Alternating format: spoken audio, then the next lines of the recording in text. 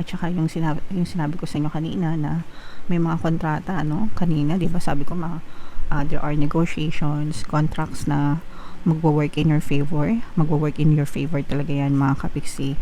And it will bring in money. Magdadala ito ng more money sa inyo, guys. Okay?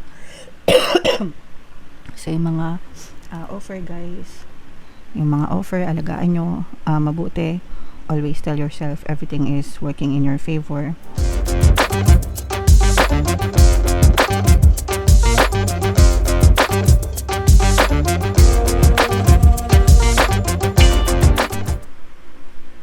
Hello guys, hello Capricorn, welcome back to Pinoy Pixie Tarot. Ang pamagat ng episode natin for tonight is Lionsgate Portal, mga kapiksi.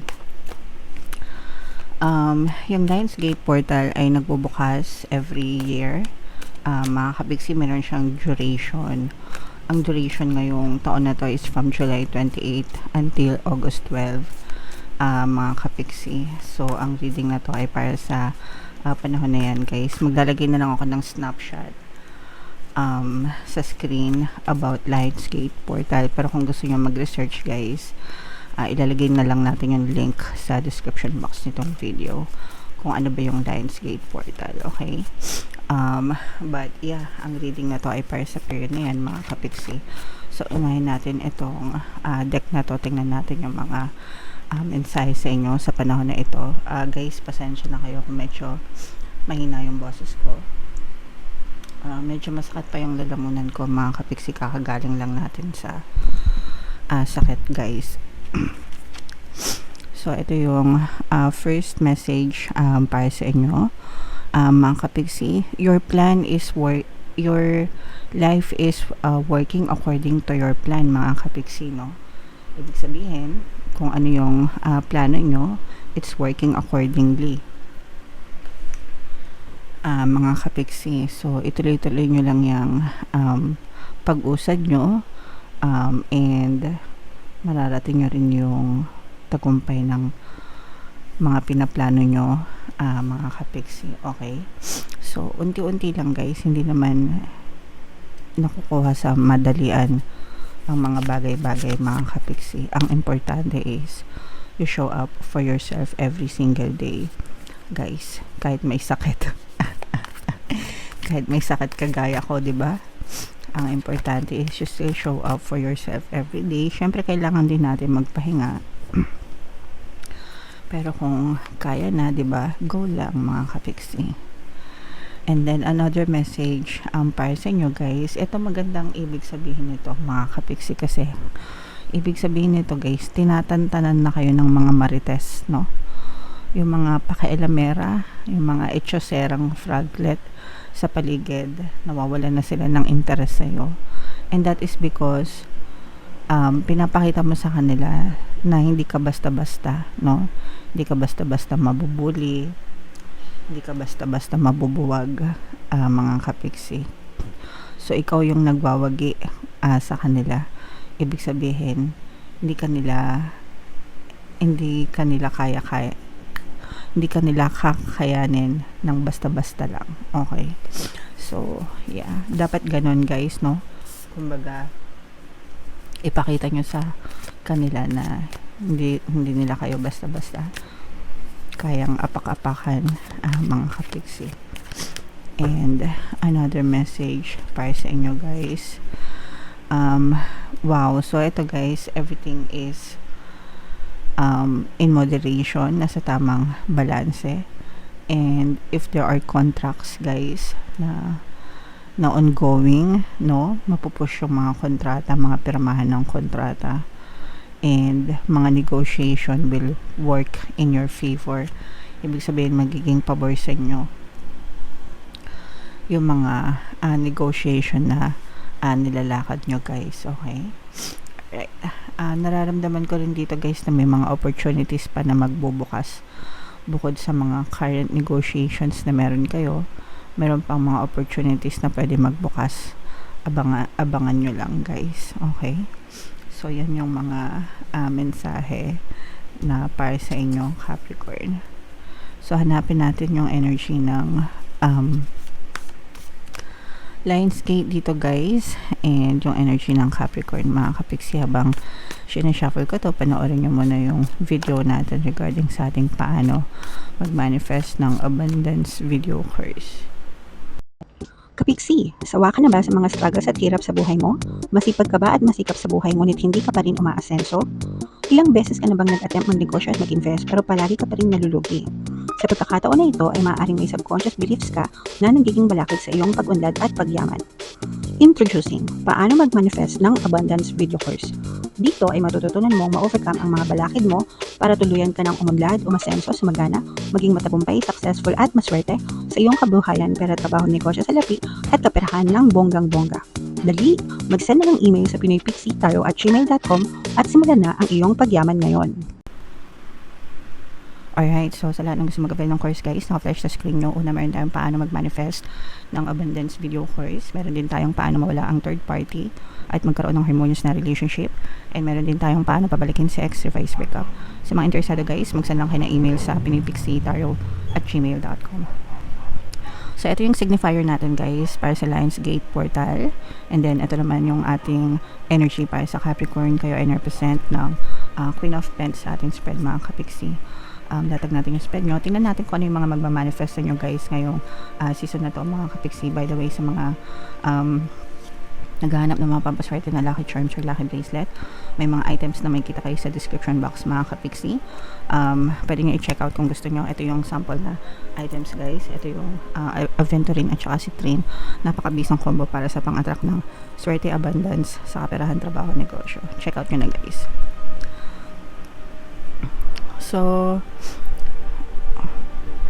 unahin natin yung negative mga kapiksi, no? Lahat binabasa natin, both positive and negative. Sa negative guys, no? Mag-ingat kayo sa mga manloloko. Maaring merong sumaksak sa'yo patalikod. This is more on money mga kapiksi. Ibig sabihin, maaring lokohin kayo sa pera. This is somebody that you know mga kapiksi, no? So, pwedeng kakilala mo, kaibigan mo, kamag-anak mo, relatives mo, ganyan, na magkakaroon kayo ng issue sa pera mga kapiksi. Itong person na to. So, pwedeng, let's say for example, utangan ka, tas hindi ka bayaran, or takbuhan ka ng pera, at saka hindi lang pera guys, jewelries, kumikinang. Yeah, so baka nakawan kayo, kasambahay, ganyan. Kung meron kayong mga kasambahay, medyo mag-ingat-ingat na lang kayo guys. So yung mga alahas nyo, ganyan, anything na kumikinang mga kapiksi, so maaari kayong saksakan sa patalikod. Ibig sabihin i-betray kayo pagdating sa pera. So medyo mag-ingat kayo sa mga pinagkakatiwalaan nyo, okay? Kasi baka maloko kayo mga kapiksi. Alright? On the positive side naman, ito guys, nakikita natin maganda yung energy nyo sa romansa mga kapiksi, no? Sa romantic relationship. Kung kayo ay meron ng partner or specific person, mas lalong umiigting yung inyong pagmamahalan sa isa't isa. Kung kayo naman ay single mga kapiksi, maaaring may magparamdam sa inyo or mag-confess sa inyo na specific person ng kanilang nararamdaman sa inyo. Mayroon kayong secret admirer, kumbaga mga kapiksi. So love is in the air para sa inyo mga kapiksi. At saka yung sinabi ko sa inyo kanina na may mga kontrata, no? Kanina, di ba sabi ko there are negotiations, contracts na magwo-work in your favor. Magwo-work in your favor talaga yan mga kapiksi. And it will bring in money. Magdadala ito ng more money sa inyo guys. Okay? So yung mga offer guys, yung mga offer, alagaan nyo mabuti. Always tell yourself everything is working in your favor, para talagang maging pabor sa inyo yung mga kontrata mga kapiksi, mga bagong proyekto, ganyan. Alright? Okay. And for some of you guys, this is also a sign of moving on, mga kapiksino. Kung kayo ay nanggaling sa isang failed na relationship, nararamdaman natin na yung iba sa inyo parang nakaka-move on na kayo. Kaya pumapasok yung mga bagong pag-ibig sa inyo, guys. So, yan yung mga pwede nyong ma-manifest, guys, ngayong August.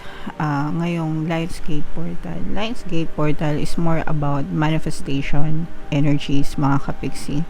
Although, you can manifest all the time, guys. Hindi lang during Lionsgate Portal, but it is said to believe na malakas ang energy during this season,